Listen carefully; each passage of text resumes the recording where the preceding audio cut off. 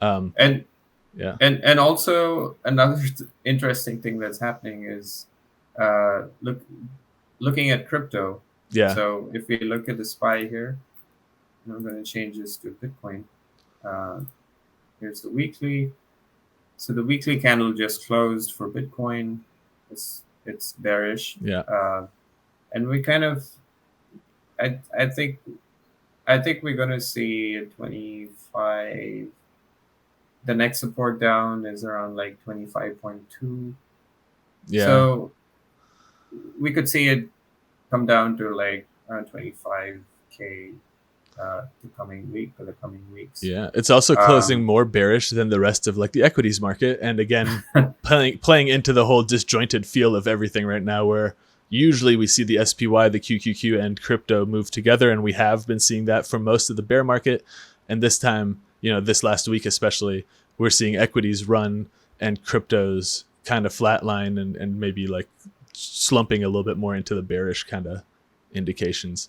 So maybe that's also disjointing a little bit here. So keeping my eyes on that. yeah, if we so if we kind of go back in time Yeah. and we look at Bitcoin, so the equities had never really been in a bear market throughout its history. So That's a even though it's good to you note know, actually, yeah. yeah, the even though equities or like the S&P 500, like it was in a bull market all throughout, crypto was still within its own cycle. Yeah, Like it would, cryptos kind of came into the scene at the end of the housing collapse. Like the idea of Bitcoin was initially like published and circulated on the internet in like 2008 or something, but like Bitcoin and yeah, crypto trading didn't really take off until, years after that. And I'd say right, like the market was deployed in like 2008, 2009. Like, so it's really like the equities market have been in a like either recovering from a bear market at the inception of the crypto kind of like era of I guess, or class of equities, if you want to call it that. But this is going to be the first time that cryptos exist while the rest of the equity market is, in a bear cycle. And so, right. So yeah. so it and I think here's my thought.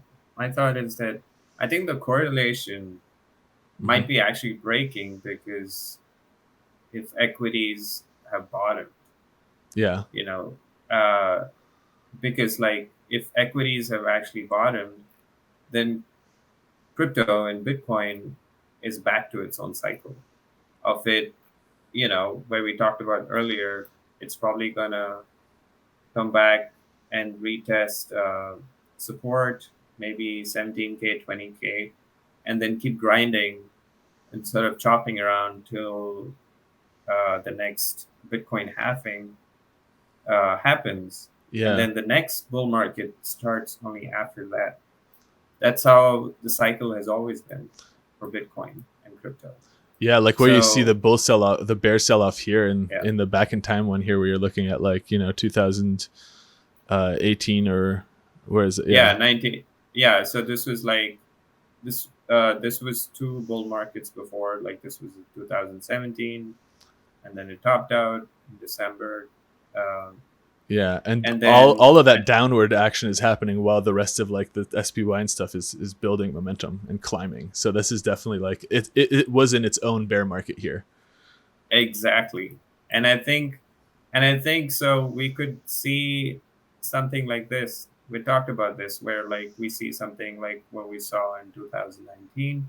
We had like this little, fake out pre-pump here, Yeah, like a bull here and then back to bear. And then the actual bull market started only after the halving, yeah, you know. And so similarly we could see it just sort of range around here and then take off. yeah. Kind of do Just another kind of like basically get another bear print, get another like yeah, flip the bands right again exactly. one more time, like we just saw happening in 2000 like 19.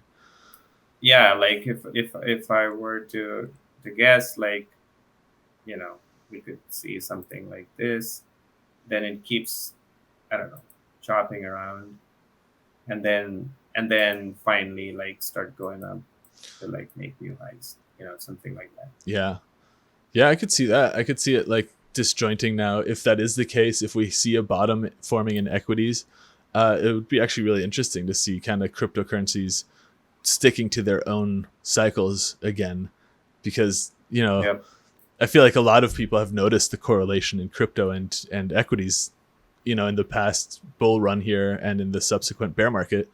So if that breaks off again, I think that's going to be a lot of, I guess, credibility to the fact that this is its own asset class. It doesn't trade with, it's not just another extension or a delta of, like, I've also kind Right. of, like, I've also viewed it as that in the past too. But like, obviously, all of these opinions and these impressions that we get can update as the information changes. So it's Yeah, definitely interesting to like watch. I yeah, like I tell people, and trading is like that. It's kind of like predicting the weather, like Yeah. you see what the conditions are, right? You see what the conditions are, and with the data that you have, you can kind of estimate the direction or the way things can go.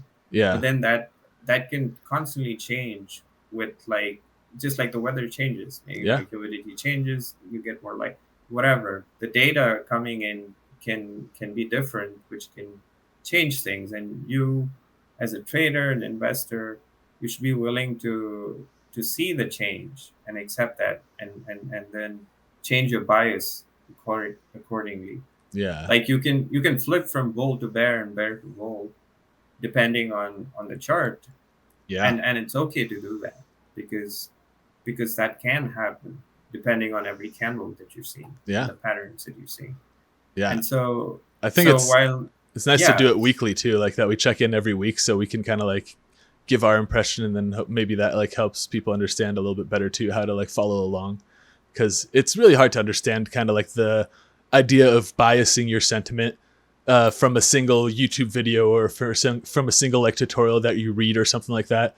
But like following along and doing it on a weekly basis, I think kind of really helps to like work out that muscle and eventually, hopefully, build kind of that confidence in your own ability to look at these charts and make those kind of predictions, and then have the conviction that comes with actually acting on the predictions you're making. Because everybody can look at charts and draw lines here and there. It's a different game when you're Yeah. throwing your own money at positions, and that's your livelihood. Kind of like, if that's how you make money. And yeah, it's possible to do that. And the best, like you said, the best way to do that is to keep uh, updating your opinion, updating your bias based on the relevant information as it comes, because the chart is being drawn in real time. I don't know which way it goes, up or Right. down, but we Yeah, can take a look. exactly. It all depends on the candle close. Yeah. And